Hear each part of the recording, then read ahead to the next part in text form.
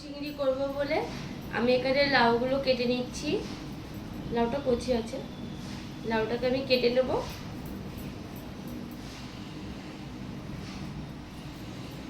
কেটে নিয়েছি এরকম করে। এবার এটাকে আমি কুকারে দিয়ে দুটো সিটি মেরে নেব। এখানে আমি নিয়েছি চিংড়ি মাছ। চিংড়ি মাছটা আমি ছাড়িয়ে নিচ্ছি। বেশি বড়ও না বেশি ছোটও না, মিডিয়াম সাইজের চিংড়ি মাছই কিন্তু লাউ চিংড়িতে ভালো লাগে।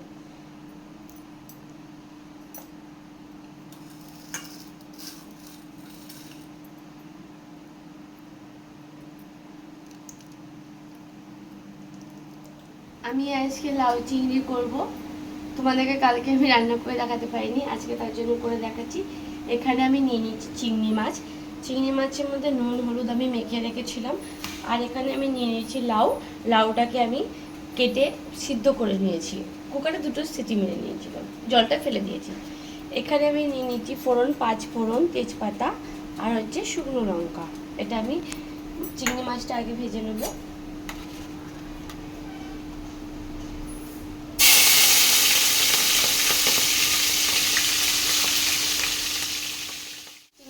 আমি লাল লাল করে, খুব বেশি লাল করবো না, হালকা লাল লাল করে ভেজে নেবো। আর আজকে ওয়েদারটা খুব সুন্দর, ঝিরিঝিরি করে বৃষ্টি হয়েছে, তার জন্য আমি তোমাদেরকে আজকে তার সাথে করে দেখাবো। লাল চিংড়িটা বাচ্চা বড় বয়স্ক সবারই কিন্তু ভালো লাগে।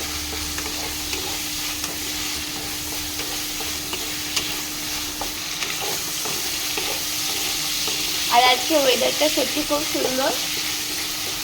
দেখছি তোমাদেরকে আর যদি কিছু করে দেখাতে পারি, কেন আজকে আমাকে একটু তাড়াতাড়ি রিলস বানাতে বেরোতে হবে, যেহেতু আজকে বৃষ্টি পড়ছে।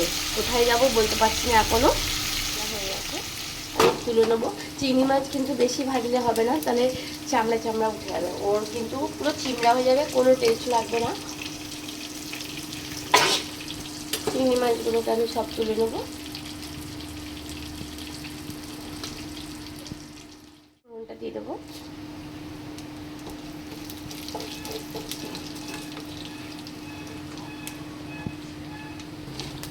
ফোড়নটা আমার ভাজা হয়ে গেছে, আমি এবার লাউটাকে দিয়ে দেবো।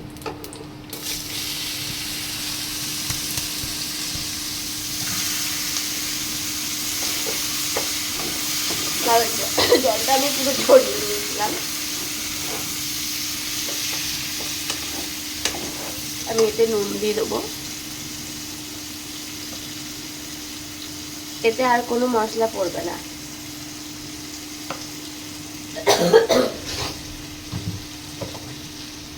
হলুদ দিয়ে দেবো।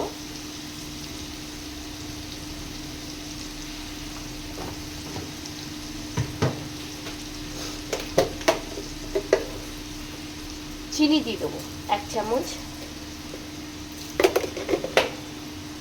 এবার এটা আমি ভালো করে নাড়িয়ে চাড়িয়ে এটা একটু আমি ঢেকে দেবো।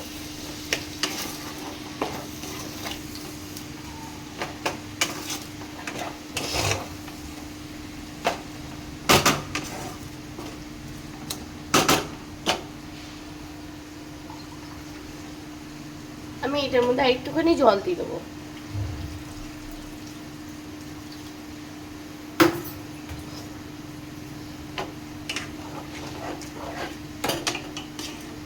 আমি এবার ঢেকে দেবো।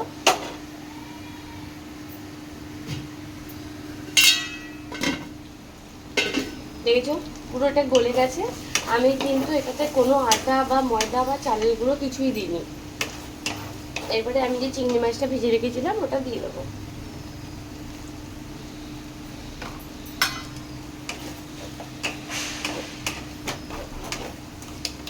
এতে আমি নুন চিনি সব কিছু আগে দিয়ে দিয়েছি, তার জন্য এটা জাস্ট একটুখানি নাড়াচাড়া দিয়ে আমি এটা নামিয়ে নেবো।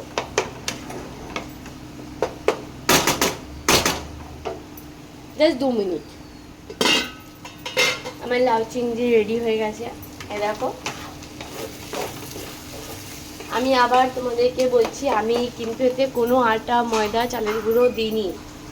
এটাকে আমি ভালো করে সিদ্ধ করে নিয়েছিলাম, তারপর এটাকে আমি ভালো করে এটাকে কষাতে কষাতে এরকম করে গলে গেছে।